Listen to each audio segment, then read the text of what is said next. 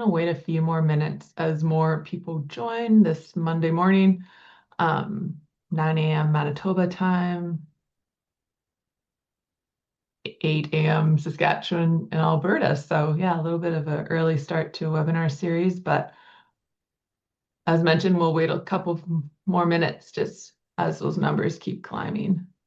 Okay, good morning, everyone. I know we have a few more people hopping on as we begin, but we'll get through the intros before we get to the good stuff. This is the fifth webinar in the ADAMA Innovation and Education series, and we're going to discuss all things basically resistance. So the title is The Resistance Shift, How New Trends Should Shape 2026 Plans. So our speakers today are going to be myself. My name is Melissa Ostash. I am the development coordinator for ADAMA Canada.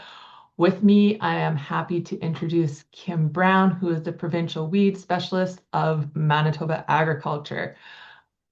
Going to the next slide here, we're just going to talk a little bit background about herbicide resistance and resistance.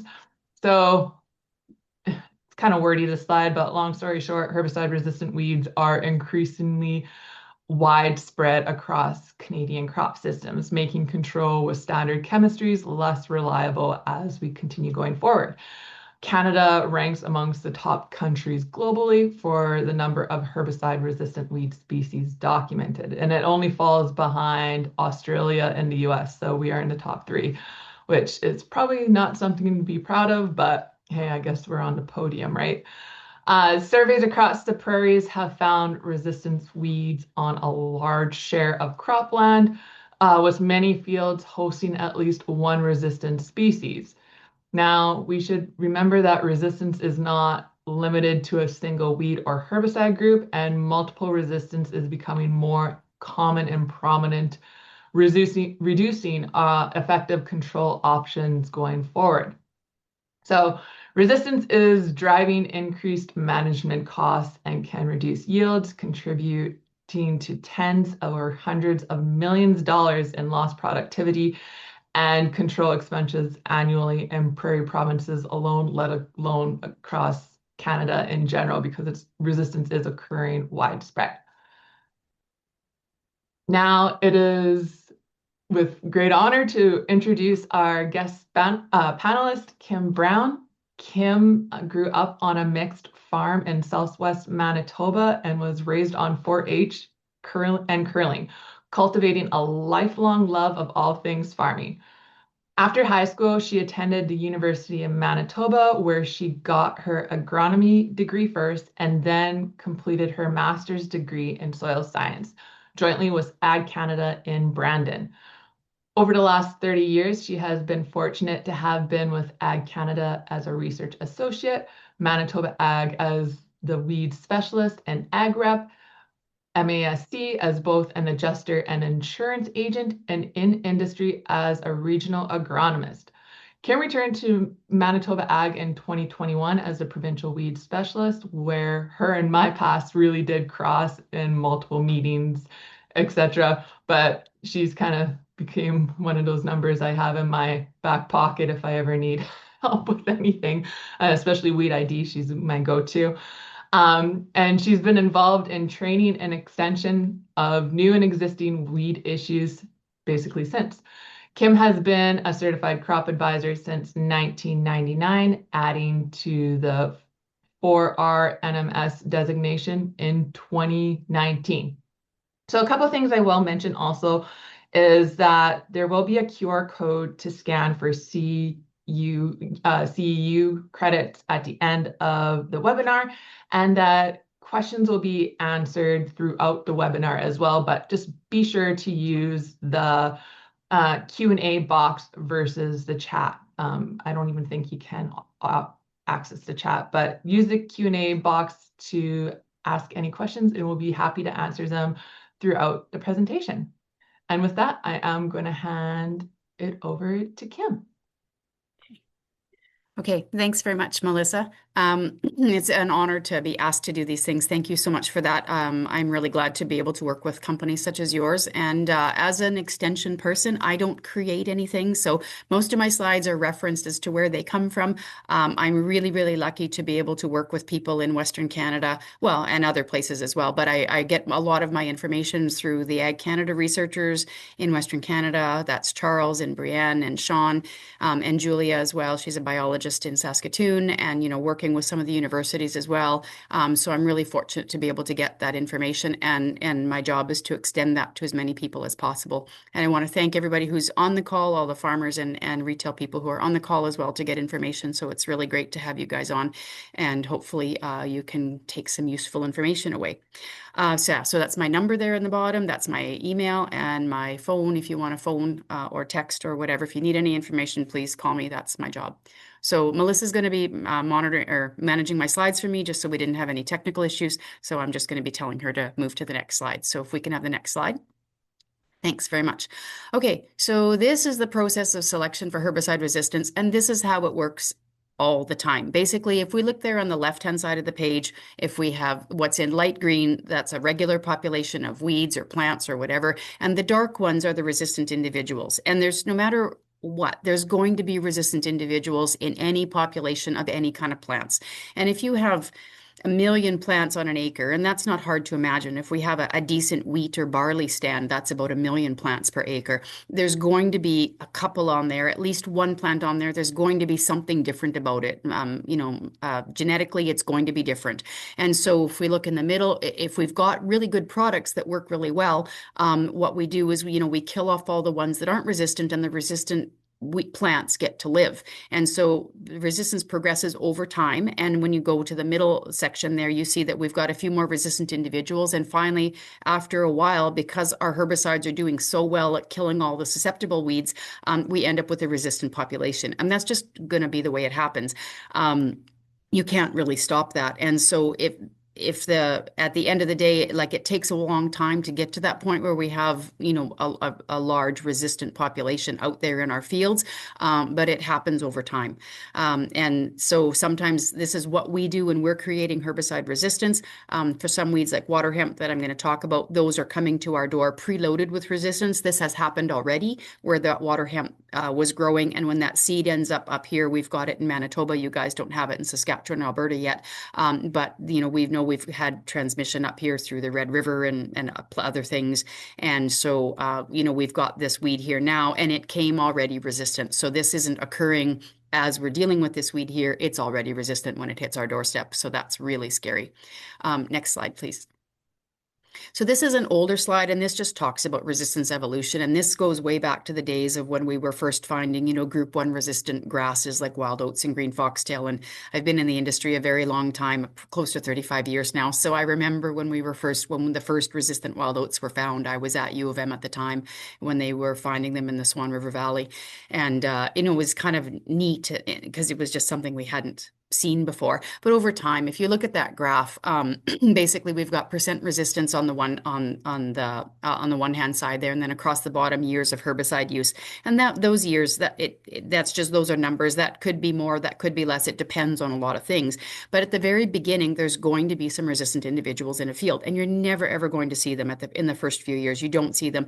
And on this particular graph, by the time you get to about year 8, all of a sudden that resistance population has grown, and that's when you start to see it. You start to say, I think there's something out there that's not right. Like I'm just not getting these weeds, and you eliminate all the other things. You have to spray misses and wrong product or wrong timing, or they came up after. There's lots of different things like that it could be, that at the end of the day now, we think, okay, that's resistant. And honestly, now that's one of the first things I go to when somebody says they've got patches of weeds. I don't try to eliminate the other things. My first thing is, okay, that's probably resistant, but let's see, it might be the other things. And then by year 9, all of a sudden, like it exponentially grows, that all of a sudden you have a really big population. So again, that number across the bottom, that's not an absolute number. That's going to depend on a lot of things. That's just a general general idea of how it takes place. And the factors affecting the time to resistance are going to be the level of those are the level of selection, and that's the efficacy. Actually, the better our product works, the faster we select for resistance, because we do such a good job at getting rid of all the susceptible individuals that you have nothing but resistant individuals left, and they get to breed and and set seed, and then there's all of a sudden more and more plants out there every year. The number of applications, obviously, the more times you're using that product on those same weeds, and residues as well, what residues are left behind. So even then, when we are looking at residual products, they do contribute to resistance, because as they dissipate in soil, or as they wear off, they last, some of them last 6 to 8 weeks, some of them are 2 to 3 weeks length of residual, then you are actually, the dose is getting smaller and smaller and smaller. And so that's basically like, that does contribute to resistance. Next slide, please. So this is a table that I got from the weedscience.org site, and it's the introduction time of new herbicide sites of action, and the number of sites of action is there on the one side of the graph, and you can see the years along the bottom. And so we've had herbicides on the landscape for a very, very long time. We first started using 2,4-D and MCPA right after World War II, and you can see that over the years, from that mid-1940s all the way up to 1980, there was a lot of different herbicide groups. So these are different groups. Like there's group 4s, and there's all the different groups in their group 3s. Those are right around 1960. Those are our Treflan and Edge and things like that. Group 1s came about in the mid 70s. That's when we started getting really good grass control that we could use in wheat and barley to kill grass weeds and things like that. But our last real usable herbicide group came about the mid 1980s. That was herbicide group 13. That's clomazone. So for those of you that are using that, basically it's a pre-emerge for cleavers and suppression of chickweed. It doesn't do a lot of weeds at the rates that we're allowed to use in Western Canada. And since then, we really haven't had anything new. Herbicide group 28, which is fairly new, that is actually right now, that's rice herbicides. Whether or not they'll discover something in there that we can use, that would be great if they do, but that's not a group we're able to use at all right now. So we know that sometimes within these modes of action or sites of action, sometimes they're called modes of action, sometimes it's sites of action. So within those groups, we have different families, and we do get new active ingredients, and sometimes even a new family within that group. But at the end of the day, if it's in that same group, it's the same, it kills the weed the same way. And so it isn't a new mode of action. So it isn't new chemistry from that standpoint. So when we're talking about resistance, and we're talking about resistant to modes of action, even if we do have a new active ingredient or a new family within these groups, it's still not really a new way of killing the weeds. And a lot of our new products really aren't new products at all. They're just recombinations of existing active ingredients that we already have. So we haven't had anything new for a very long time. For over 40 years now, we haven't had a new mode of action.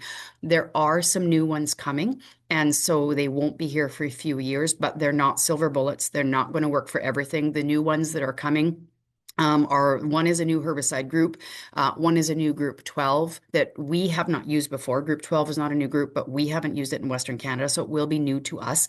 But right now, those are pre-emerge herbicides as well. So for in-crop use, we really don't have anything new on the landscape in the foreseeable future. So we are dealing with products that some of them have been on the landscape since the end of World War II. And this is why, we have resistance, as we've been using the same products again and again and again. Next slide, please. So this is a hard to read slide. So just telling you that this is just for concept.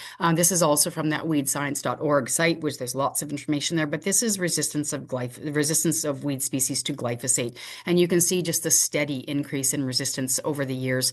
And those are Latin names on there too. But the ones I've highlighted in Manitoba at the bottom of the graph, we have Amaranthus palmeri and Amaranthus tuberculatus. That's water hemp. We have those in Manitoba. And so those became resistant to glyphosate. They've been resistant for about 20 years now. We also have kochia. That's now called, it's on this graph, it's kochia scoparia. Now it's called Basia scoparia now. They change the Latin name sometimes, but that's been resistant to glyphosate for a long time. There's another amaranth species on there. That's Amaranthus hybridus. We have that in Manitoba.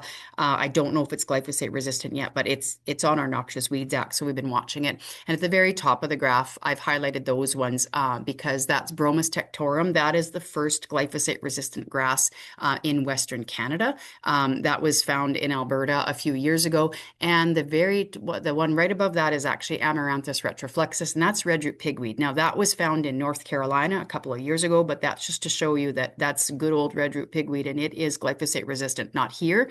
But that is concerning to us too, because we do know with the different amaranth species, they can hybridize. And so that's something that we're watching very carefully here in Manitoba, and hopefully we don't see any resistant red root pigweed to glyphosate for a while. Next slide, please. So this graph has kind of a lot going on, but we do weed surveys, resistant weed surveys on a regular basis in Western Canada, and you can see. So what we do is every 5 years now we do firstly an abundance survey. So in Manitoba we did our last survey in 2021. It was supposed to be in 2020, but because of COVID, we had to delay it a year. And so in 2021, we did an abundance survey. So we did about 700 fields across the province, and we count all the weeds. And then we do a subset of those. We go back, and at harvest time, we gather the weed seeds, and then they go to Lethbridge, to Charles Geddes' lab in Lethbridge, and they're grown out and they're sprayed with all the things that are supposed to kill them. And if they don't die, then that's how we know whether they're resistant or not. So you can see that from all the black dots, that's where we took samples for the resistance survey. Again, Manitoba's was done in 2021. The other provinces were done. They get done over a number of years. Saskatchewan takes a couple of years. They do theirs in 2 parts, and Alberta does theirs. And so it takes 4 years to do a complete Western Canadian survey, and then basically we start all over again right after that. So Manitoba, we're doing our survey again this year in 2026, and we'll be back on that 5-year schedule. So over in the top right-hand corner there, that little graph, you can see over the years we've been doing this survey going in this format so that we can compare going back over the last 20 some years. Manitoba is the top line there, the dashed line with the little triangles. We've always seemed to have had slightly more herbicide resistance than the other 2 provinces, but Saskatchewan has finally caught up with us, and Alberta is not very far behind. And you can see what those numbers in red mean, that 72% for both Saskatchewan and Manitoba have at least, of fields have at least 1 herbicide-resistant weed in them, and 64% of Alberta fields have at least 1 herbicide-resistant weed on the field. Basically, for prairies wide, then 70% of our fields, 7 out of 10 fields, have at least 1 herbicide-resistant weed on that field. And when we estimate how big these weed patches are, when we're out there gathering these weed seeds, it's estimated to cover about half of the acres in Western Canada, about almost 25 million acres. The patch area is about 50% of the field coverage, and then total patch area, if you look at that, it's about 25 million acres. And the herbicide-resistant weeds are estimated to cost prairie farmers about $658 million annually, and that's either through lost yield, increased weed control, or even things like dockage and things like that can cost money because of the weed seeds.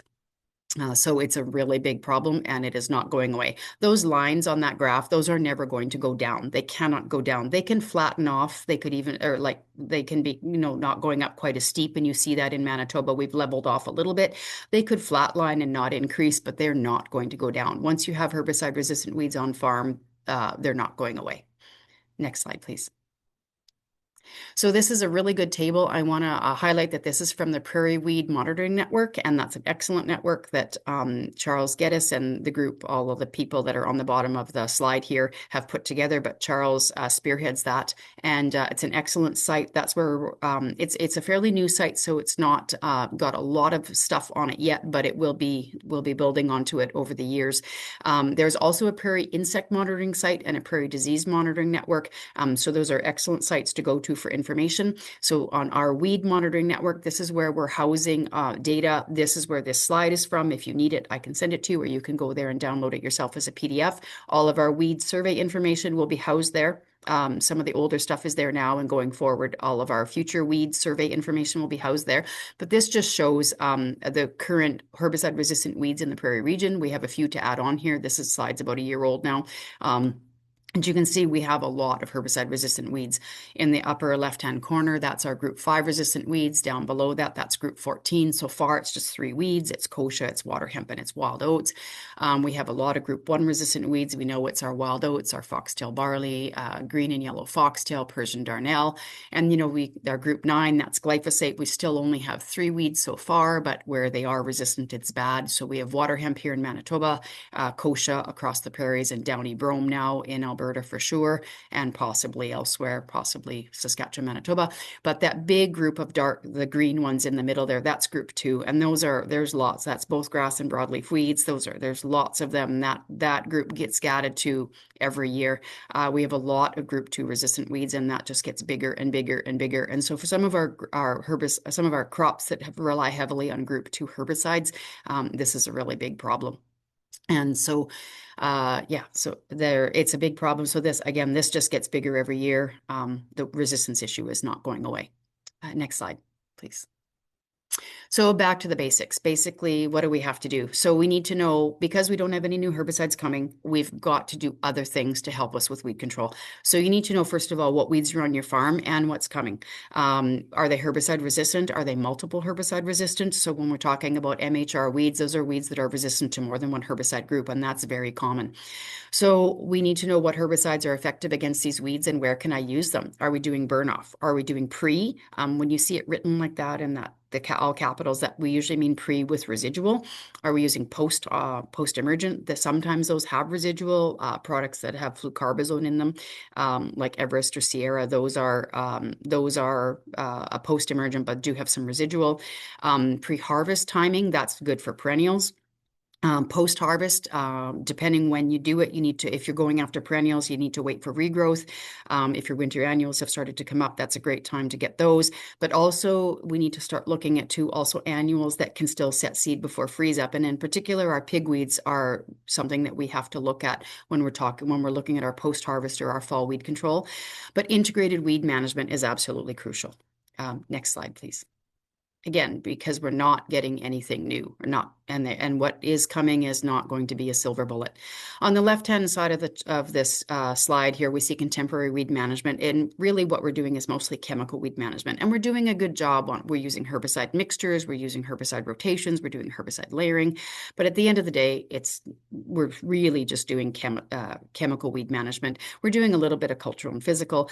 What we would like to see is on the left-hand side of the graph, there's 4 different colored circles. It's a nice Venn diagram where they're all overlapping, and we'd like to see more, that should be more even. Instead of doing mostly just chemical, we should be doing things in the other bubbles, in the other colored balls there. I'm going to talk mostly about the cultural stuff at the bottom. This is stuff that usually doesn't cost a lot of extra money. Sometimes it doesn't cost anything extra. It's just a bit of extra time. But it's thinking about how we do things and what else could we do that's relatively simple that can help us in our weed control fight. And that's anything from equipment sanitation. It's possibly using cover crops. We don't have a lot of shoulder season here in the prairies. That's like the spring or the early spring or late fall. Or on either side of the main crop that we're trying to grow. But sometimes the cover crops can work really well. Using mulches, they're working on Sean Sharp out of Saskatoon is working on mulches for kochia. So that's, there's some very promising things there, looking at trying to get rid of some of that kochia and that kochia seed in the seed bank. Manipulating seeding date, either really early or really late. And if you're going late, doing some different weed control ahead of that. Using competitive cultivars, using silage, cutting a crop for silage if and when you can, so that those weed seeds don't mature and don't hit the ground and contribute to the seed bank. Row spacing is important. Narrower rows are usually more competitive, especially if we're talking something like soybeans. But even in regular cereal crops, the difference between a 10 and a 15-inch row can make a big difference in weed control. Seeding rates generally. Higher seeding rates are better, more plants out there, more competitive, they cover the ground quicker. Crop life cycle diversity and crop rotation, those are 2 things to have, the most diverse rotation you can, but also life cycle diversity. Even if you have a good crop rotation, a lot of our crops are spring annuals. And so to try to get a winter annual crop in there where you can, or even a short-lived perennial, that can make a big difference in your weed control fight. And then fertilizer and seed placement. We want to be making sure we're not hurting not too much fertilizer to hurt the crop and to burn the crop and to have less crop coming up. We see that sometimes with canola where we've got too much seed placed fertilizer, and we end up having less plants emerge because of that. But also, using enhanced efficiency fertilizers, those are great. You can spread your nitrogen and kind of walk away. It doesn't have to be incorporated. But when you're doing that, remember, you're also feeding weeds, things like pigweeds, things like foxtail, your green and yellow foxtail. Those just soak up that nitrogen when it's broadcast like that. And so we need to be, aware of that we need to be feeding the crop and not the weeds when we if we can. Next slide, please.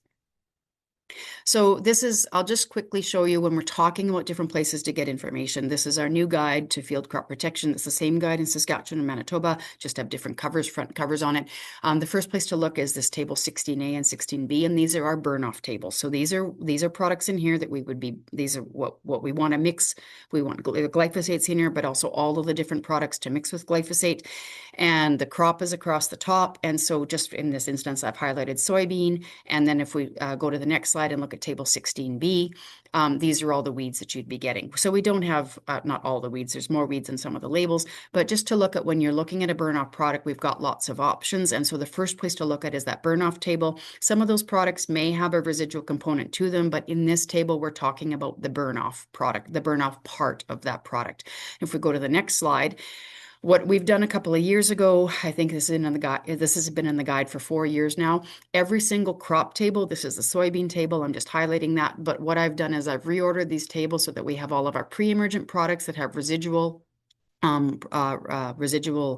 control separate from your post-emergent products. And some products may appear in both tables. For something like in soybeans, we can have dicamba in both as both a pre-emerge or post-emerge or both. In our corn table, we can have something like atrazine pre or post, but generally our pre-emergent products there's our soil applied products. They work on the weed seeds, seeds as they emerge. And they before the crop is out of the ground. So we've got our generic products in there. Some of our products are in there based on active ingredient, but you go to that page number and you'll find the different brand names there. And then that second column is got our weed resistance herbicide mode of action group, which is really important for weed resistance. And you see here, even in this herbicide, even in the soybean table, we're relying heavily on group 14 and group 15. There's a few group 3s and stuff in there. There's a group 4, but we are relying heavily on group 14s and 15s when we're looking at our pre-emergent. And then again, when you're looking at post-emergent, we've got lots of 1s and 2s and other groups in there. When we get to different tables, we're relying heavily on group 6 and 27. So again, it's really important to know what herbicide groups we're pulling from when we're picking our herbicide packages on our crop and looking at over the life of a rotation. How many times am I using these 14s and 15s? How many times am I using the 1s and the 2s and the 3s and that type of thing? And make sure that we're rotating, we're mixing our herbicides every year and using lots of herbicide mixes, but also rotating amongst those groups as much as we can so that we're not so heavily reliant on a single group. Next slide, please. So I'm just going to quickly talk about different kinds of resistance. So there's target site resistance. That is a mutation where a mutation in the weed blocks the target site. That's where the herbicide is supposed to bind to, and it stops the herbicide from working. So basically, that's where we have those resistant individuals, and they may have a mutation in that just blocks the target site. This generally affects other herbicides with the same site of action, and it can be managed by rotating to other herbicides with other sites of action as long as those are still working. In our next slide, we see non-target site resistance, which we abbreviate NTSR, and that's where plants can rapidly metabolize, store, or detoxify herbicides. The most common is metabolic resistance, so you're starting to hear a lot more about that. And the thing is that that's not limited to a particular herbicide group. For example, if a plant can metabolize group 2 herbicides, it could also metabolize group 1, group 27, and so on and so on. Rotating herbicide groups does not work for NTSR.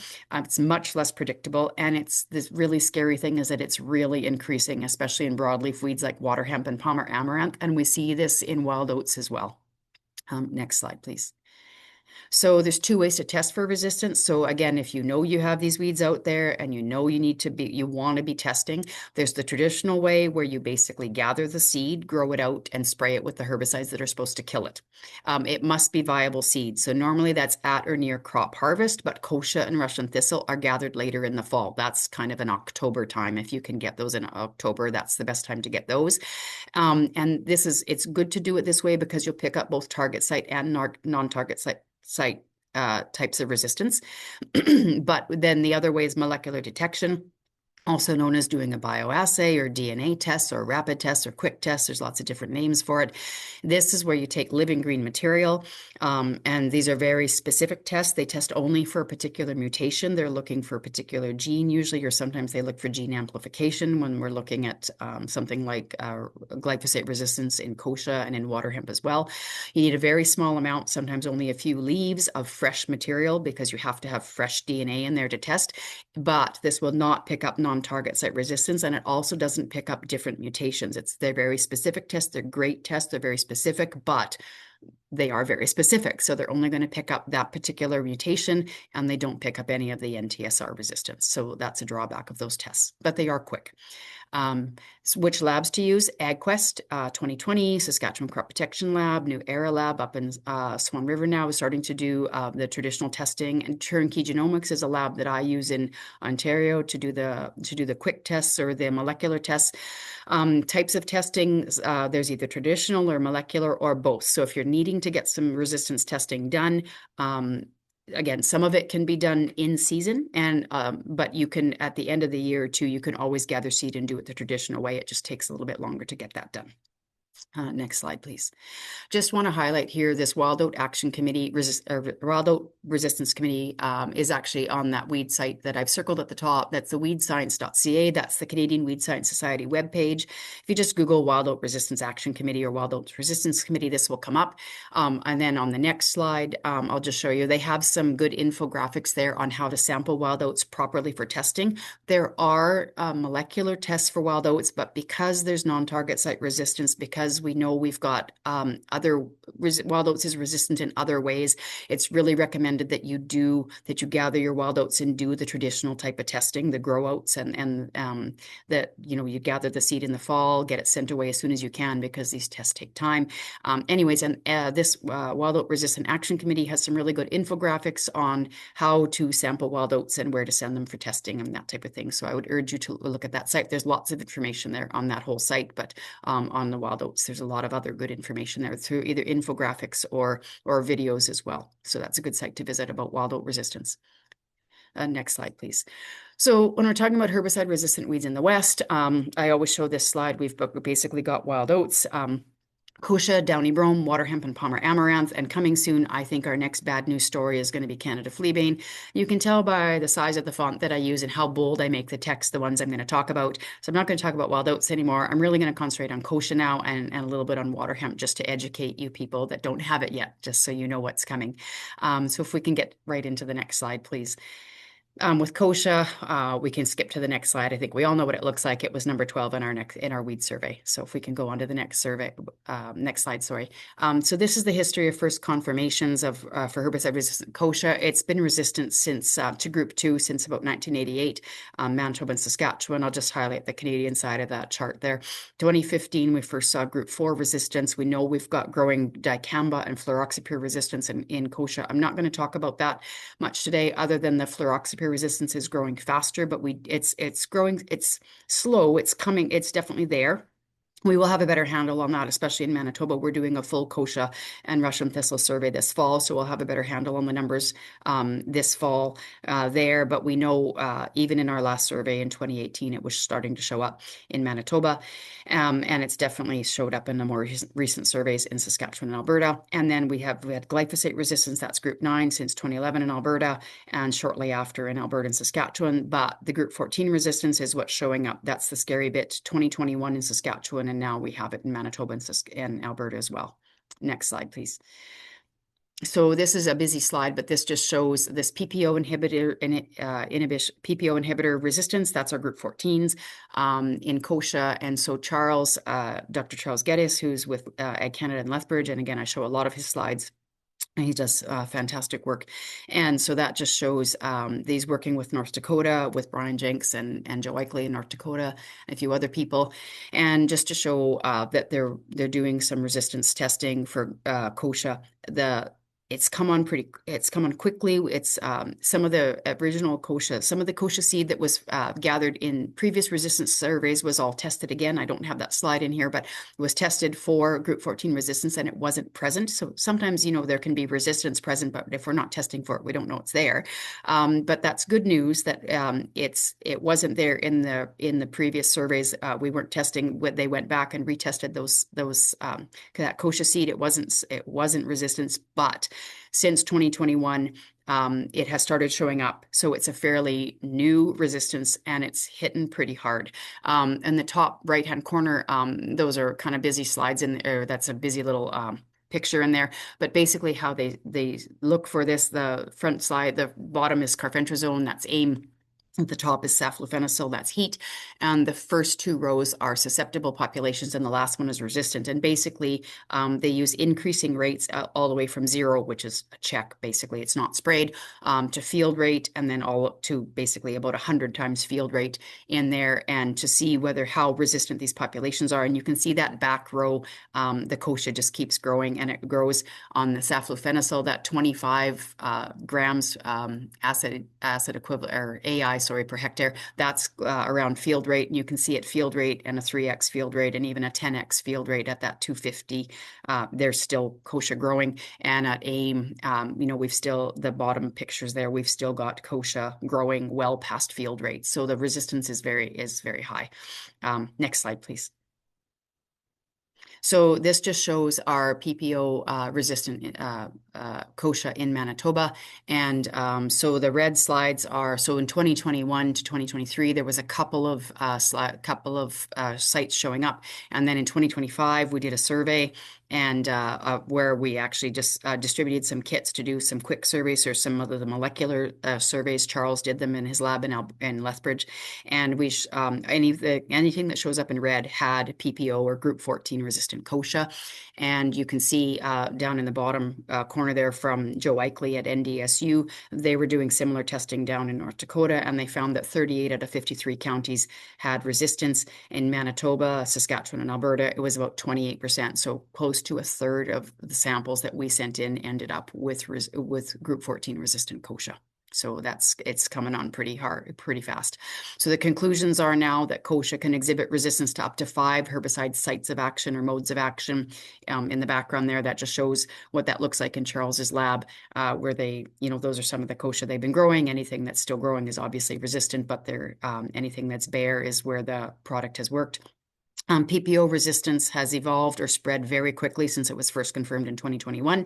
About 28% of the fields there's 3 mutations that they know of. There could be more, but for now, there's 3 mutations that they know of and that they're testing for. One mutation seems to be much more prevalent than the others, so that's just good for us to know when we're doing this molecular testing. This means that now that there are very limited herbicide options, now that it's resistant to 5 herbicide sites of action, and integrated weed management is critical and very necessary. Next slide, please. So kochia control and suppression, basically assume all kochia in Manitoba is group 9 resistant. What can we use that still works on kochia, or what can we use now? What are we using now, I guess? Because again, assume it's all group 9 resistant. Group 3 edge, where you can use that. Group 4 dicamba, fluroxapyr 2,4-D. I have a question mark there because I really would not have considered 2,4-D to be a very good kochia product in the past, but with the Enlist or the E3 system, they're using up to 12 ounces of 2,4-D choline twice, and on small kochia, that can do a pretty decent job. Group 6 is Pardner. That's bromoxynil. A lot of products are tough.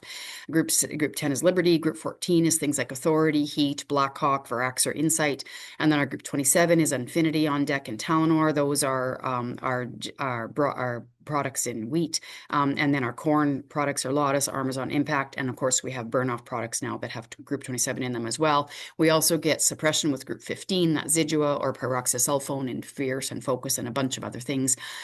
But because we have growing group 4 resistance with dicamba and fluroxapyr, we know we have group 14 resistance reported now extensively in North Dakota, Saskatchewan, Manitoba, Alberta. If we go to the next slide, if we take away all those groups, then we have edge where you can use that. That's a pre-emerge incorporated. We have group 6 and group 10. Those are broadleaf, those are broadleaf or I guess Liberty does grasses too, sorry.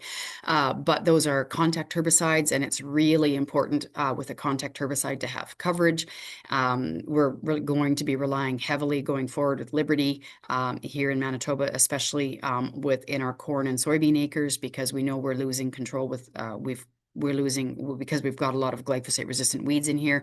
But we are going to be heavily reliant on that group 6, that group 10, and finally that group 27, heavily reliant on group 27. We know that group 27s are still working really well on kochia, but again, it's only a matter of time before we start to see some level of resistance because we've been using those products for a long time. Next slide, please.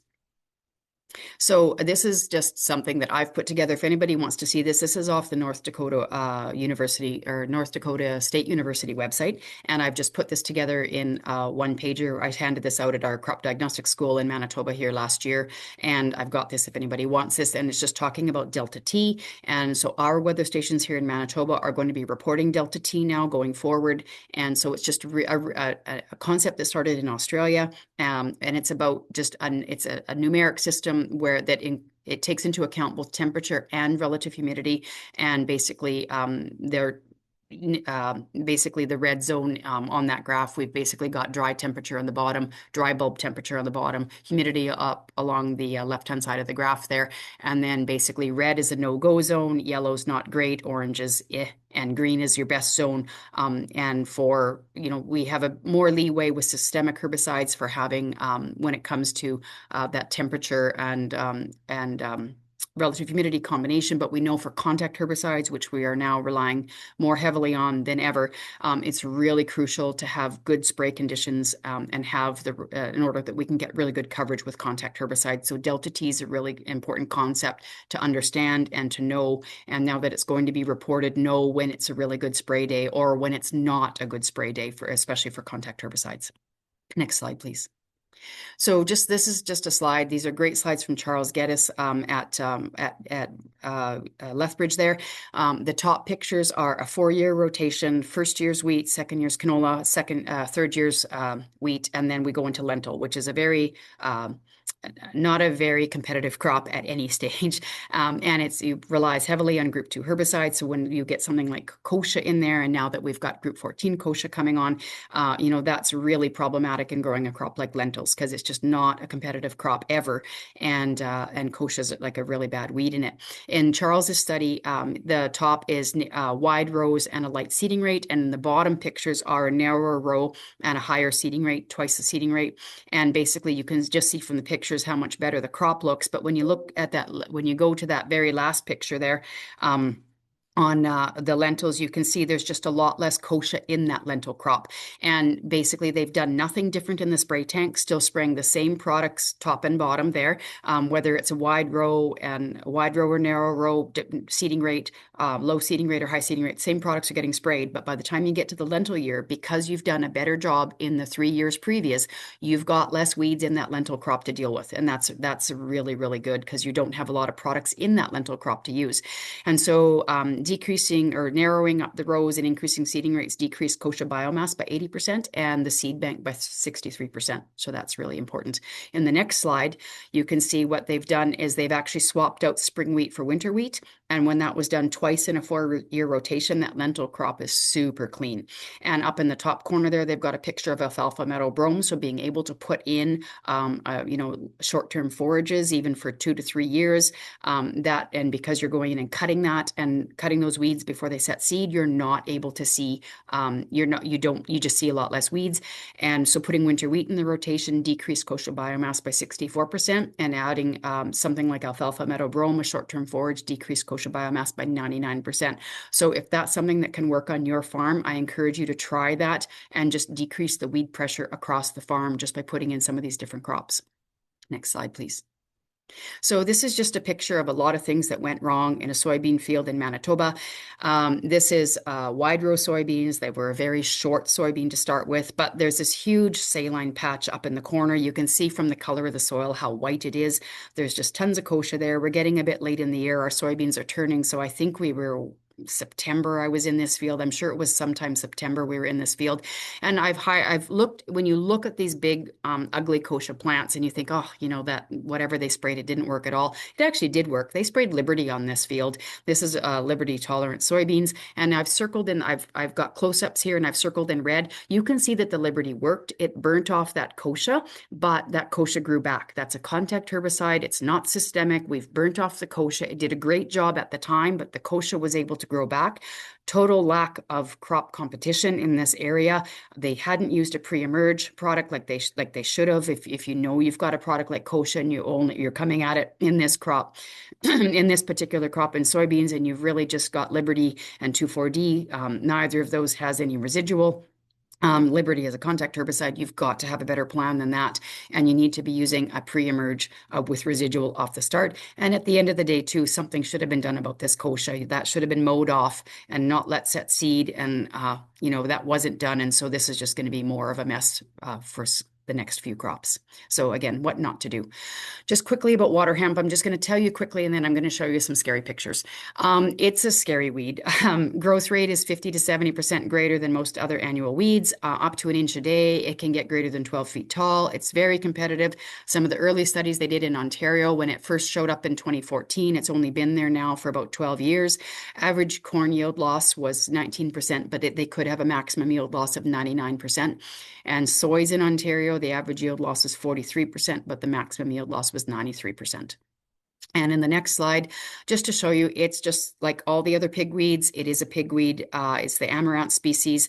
There's over 70 seeds, little tiny little black shiny seeds. They'll get caught in equipment. They move in water. They can blow around too from weeds on the side of the field. They can blow into a field if the weeds are on the side of the field. And yeah, there's just so many of them.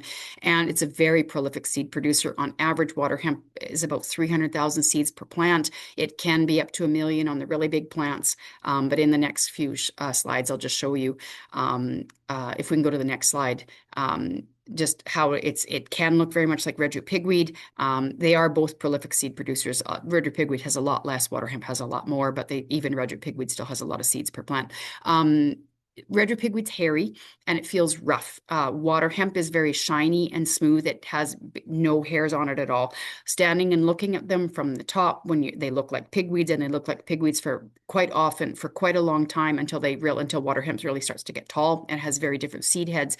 But at the beginning, it just looks like pretty much any other pigweed in your field. On the next slide, we can see that a little bit better. Red root pigweed's hairy and it feels rough. To me, it feels like fine grit sandpaper, but not sharp. So when you run your hands up and down the stem, even on tiny little plants, you can feel it on the leaves. You can feel it. It's rough and bumpy.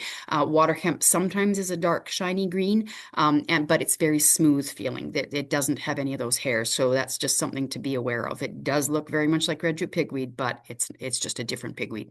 On the next slide, this is what water hemp looks like in soybeans. So that's very noticeable. Yeah, it's hard to see in the picture, but that weed takes up most of that picture frame. It's very wide, it's very tall. And by the time we see that in the field, we realize, oh, that's not red root pigweed. That's something else. On the next slide, we can see this is an old picture, but this is just a picture from a few years ago. That's my 2022 guide. Those are our boardroom tables here in Carmen, where I'm sitting today. That's a 6-foot long table, and that's about an 8-foot tall weed. That was just at a soybean field just outside town here. The field had been sprayed twice with just Roundup. Just one weed in it like that. It stood out like a sore thumb. They brought it in, and yeah, that's water hemp. You can see those long, snaky seed heads, and there are hundreds of thousands of seeds in a plant like that. Next slide, please.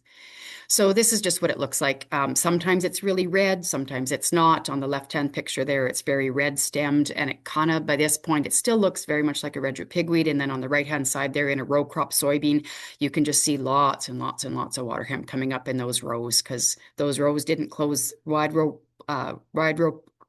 crops like soybeans and corn don't close in. So there's bare ground there for a long time. And this is a weed that really likes that bare ground, that black dirt, and it grows very nicely in those wide rows.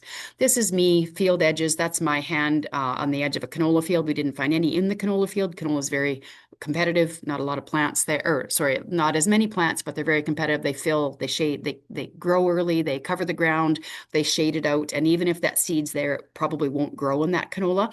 But this is the edge of the field, right next to a big drainage ditch. That's the size That's my hand. So that's the size of how big some of these plants can get.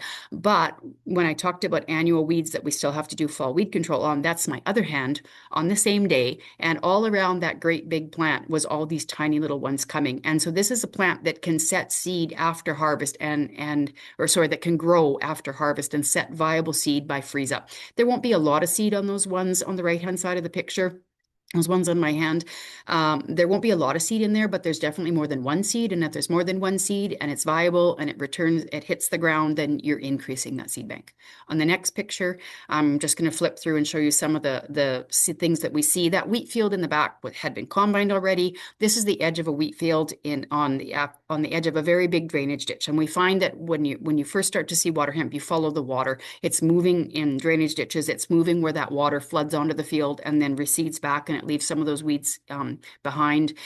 This is just the edge of that. Now, none of that was in that wheat field. We walked it and looked for, the stubble of water hemp, and we didn't see any weeds in there that could have been water hemp. It was a nice, clean wheat field, but that's right on the edge. Those are big plants. Those are all taller than me. There's a little goldenrod, that little yellow flowered thing there in the front. That's goldenrod for size comparison. So you can imagine how tall these weeds are. Again, I'm about 5'6", and they were all taller than me. So it's not hard to see, though, how some of those weeds, the branches could break off. Same as this picture. This is right on the edge of a soybean field. The soybean field was really nice and clean, but you've got this monster of a plant right on the edge. That took 2 garbage bags. I dig this out, put it in a garbage bag, try not to let that seed hit the ground.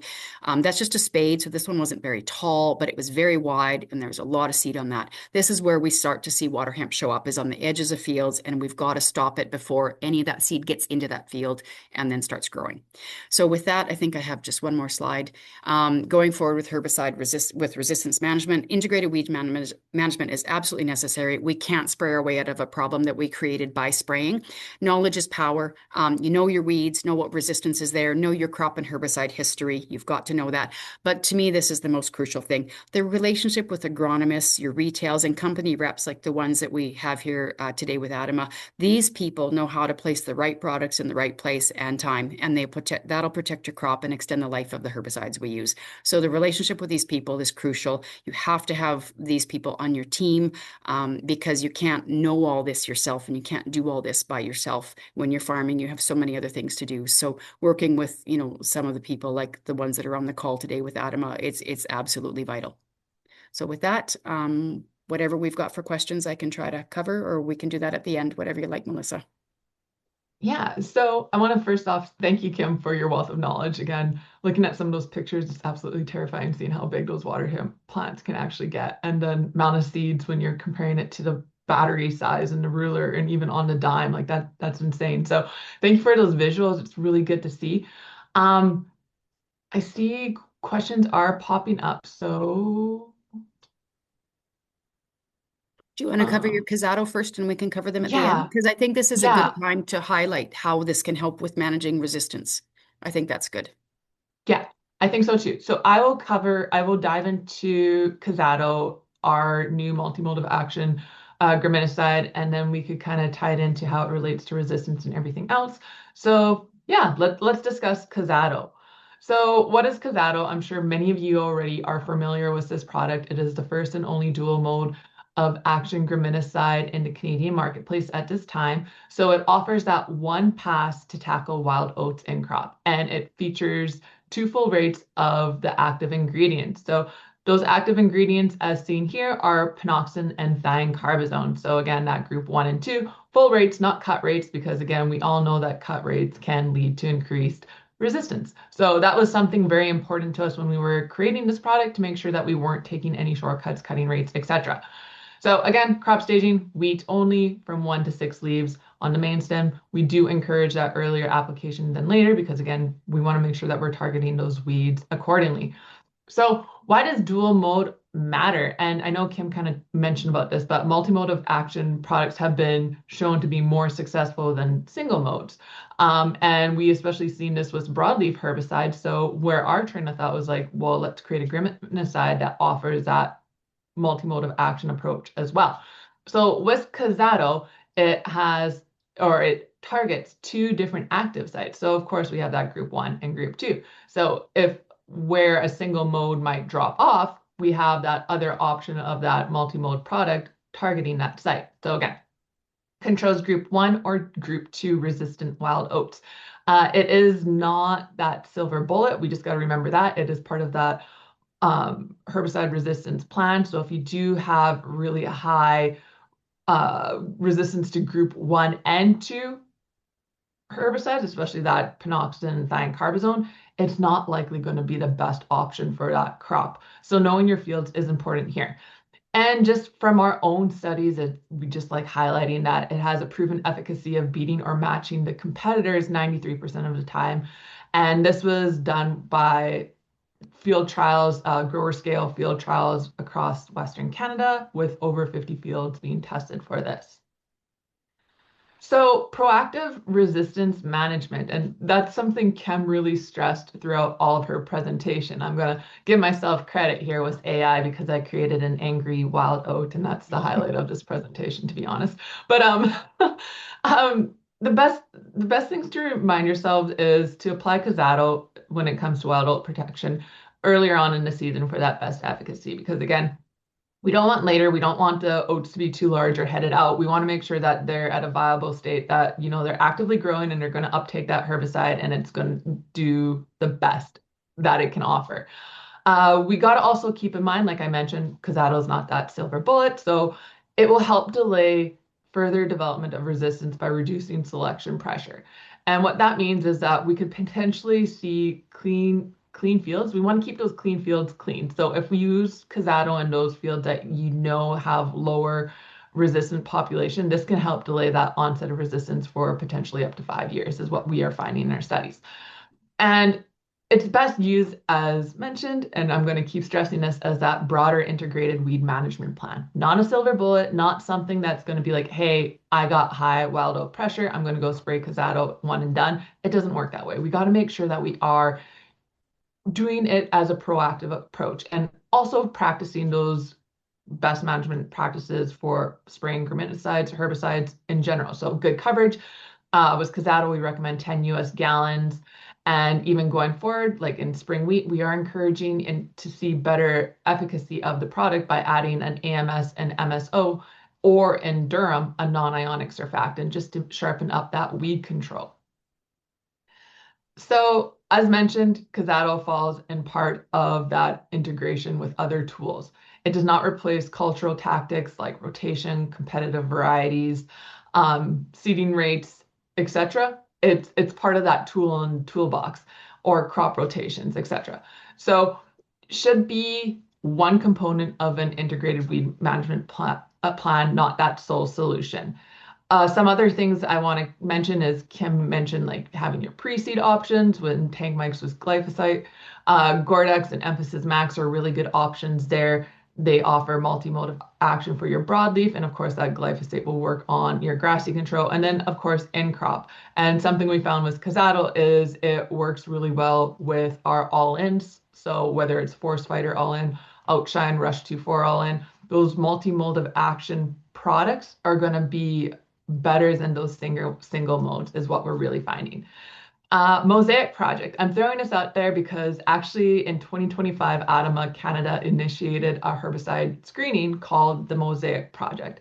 And this is a new approach that we will be using to unlock meaningful innovation in herbicides, which is exciting because we have an active library globally that has over 300 actives. And we're striving to bring weed-resistant solutions to address the needs in Canadian farmers. And this Mosaic project in particular is going to be targeting kochia. So it has begun in our global labs this past winter, and we're going to continue with further testing of concepts in Canada this summer. And it's just something we're excited about at the ADAMA Canada level. So stay tuned for that and for any findings that hopefully we could help maybe bring something new to the market to combat kochia and its resistance. So overall, key takeaways: Cazado provides that first of its kind dual mode of action in Canada. Remember, it helps growers with a proactive solution, not that silver bullet. We still got to make sure that we are practicing those best management tactics as well. Apply when wild oats are actively growing and still small, so those earlier stages give the highest level of control. Ensure good water coverage. So again, 10 is best. And just make sure that your travel speed is not compromising your coverage as well, because sometimes people could get a little pedal heavy on the sprayer. Combine it with good scouting and rotation planning as well. Again, plan your herbicide modes of action over multiple years, not just one season. We've seen those pictures that, again, Kim shared. They are eye-opening when you have that 4-year rotation, how just the levels of weed pressure can go down. If that applies to kochia, that likely applies to wild oats as well, right? So ideally aim for a 1 and 4 rotation with cereals.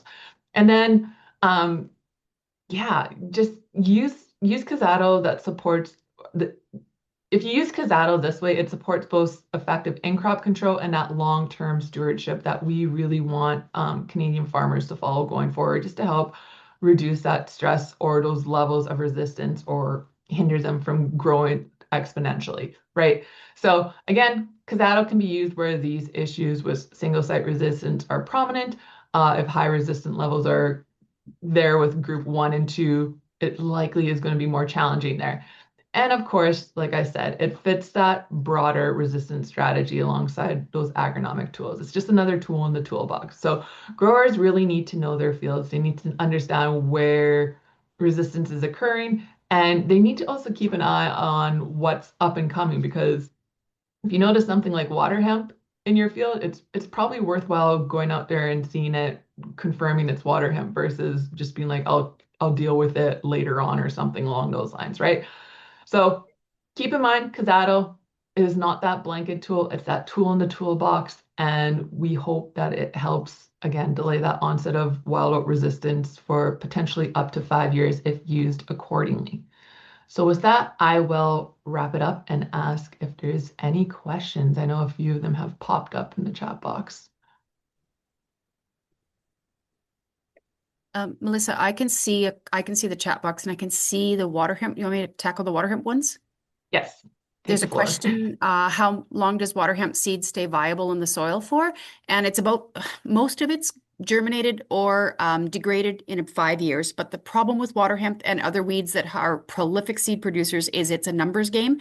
Even if I had 3 or 4 water hemp plants in a room, in a small area, that could be over 1 million seeds. So if most of them are gone in 5 years, like if they've grown and you've killed them, before they set seed again, that's great. Or they've degraded, but there's still too many left over because we're talking hundreds of thousands of seeds per plant. And so that's the problem, is it's not like kochia. Kochia, we can do a better job of. It's 2 to 3 years seed longevity, and we can do a better job at cleaning that up. The other ask about water hemp was, has there been any talk about moving RNA interference technology faster on some of these amaranth species? Yeah, there's lots of people working on RNA interference. It hasn't worked as quickly or as well in weeds as it has in things like insects. We have good products out now for, insect control and disease control as well, but they are looking at that. And there are lots of other things they're looking at with water hemp. Even the fact that it's a dioecious plant, water hemp and palmer, so there's male versus female plants. Trying to do something that just affects the males, the pollen, because there's lots of things they're looking at. Again, what's coming to the table? Nothing yet, but there's lots of stuff that's being tried with water hemp, because it's water hemp and palmer amaranth are the #1 and #2 weeds in the U.S. right now. They're causing billions of dollars of damage every year. It's a lot. I think that was it for my questions. Yeah, I have one that talks about resistance to DIMs, including clethodim, SHCTs, and DENS. So they have that simplicity. So Proxylum also didn't work for him last year. What do you recommend he does going forward? So first things Oof. first, I would encourage getting a resistance test, kind of determine what's going on there, see where those levels are, and then using those other practices. So if you see you have high group 1 and 2, okay, can you do something that's maybe mechanical? Can you introduce that edge Avidex to your rotations there? Can you do that herbicide layering, stacking, etc.? Focusing on increasing those rotations, again, something that's important, utilizing the group 14s and 15s where you can, versus just solely doing wheat and canola. I know that's a very common practice, or even sometimes it's wheat, snow, wheat, depending on the grower, right? but utilizing all those tools in the toolbox versus just strictly thinking of what you can do in crop, that cereal wheat crop. That's the best answer I would put there. I don't know, Kim or anyone else, if you want to add to that. Oh, excellent answer. You've got to use the pre's and get Roundup on there or glyphosate, get glyphosate on those wild oats every chance you can, because that still works really well. But yeah, no, that was a great answer, Melissa. Thank you.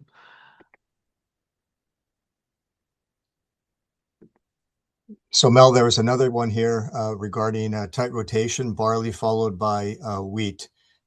What's a potentially good recommendation there? Using a dim, for example, in barley, is Casado a good option in wheat the following year? Kim, I'd be interested in hearing your viewpoint on that as well. To me, two group ones in a row are not ideal just because you're selecting more for target site resistance. That being said, one benefit of a product like Casado is it has the group two in it as well. So you do have the group two helping to minimize the selection pressure on the group one. So Casado could be a good fit in wheat after barley, but I do appreciate the being cognizant of using two group ones in a row. Secondary option would be to consider just a group two in the wheat, potentially in that field as well. Any thoughts on that question, Kim? No, I I was think, oh, no, Melissa, you go ahead and then I can something answer. I was going to mention, and that was something Dr. Charles Geddes says, is group ones act differently than group twos. So not all group ones, like if you have resistance to like clethodim, it doesn't guarantee you're going to be resistant to every dim. Am I saying that correctly? Yep, I think I've heard him say yep, that before. yep, yeah, So group twos become a little more complex, whereas I think their understanding is if you have resistance to a group two, graminicide in particular, you're likely going to get resistance quicker to those group twos, yep, multiple group twos versus just sticking with just a single group two active. I think I'm saying that right. yeah. Yeah, and Casado, I think it's a true multi-mode of action because you've got two products in there that are both working on the same weed. So much, much better than using two group ones back to backs because you've got that extra mode of action. So yeah, so I would say ideally you would have some space in there, but I think Casado could be a good fit. I would really recommend testing though, because again, you don't know which group ones you're resistant to. Do the panel of group ones. To know which group ones because you may find some of them are still going to work better than others. Yeah. Oh, So with that, I oh, think those are, oh, yeah, the last question we had was on price, and I would just suggest that the person who asked this question just reach out to your retail agronomist, independent retail, and they can answer that question for you. thanks, Patty. So yes, with that, I know we went a little bit over time. Resistance is a fascinating topic. I know I'm very intrigued by it, and there is so much out there, but there are so many variables at the same time that I know lots of people who are sitting here, when they hear their agronomist say it depends, they hate that answer, but that that's usually the response they get when we do start talking about resistance. So I want to thank everyone for staying on and asking questions and yeah, hearing Kim and her discussion and learning about all things resistance. And I did throw up the QR code for CEUs. So make sure that you do scan it and collect your CEU. I believe you get one full one for this webinar. And otherwise, I want to thank Kim again for sharing her wealth of knowledge. Again, there's so much to learn and take away. I'm sure we could even spend hours talking about weed resistance at some point, but people probably don't want to sit on that for that long. So with that, I will wrap this up. Thanks again. And if you have any additional questions, please don't hesitate to contact your local technical sales agronomist with Adama Canada or your local area business manager as well. So thanks again, everyone. Take care and have a great rest of your week.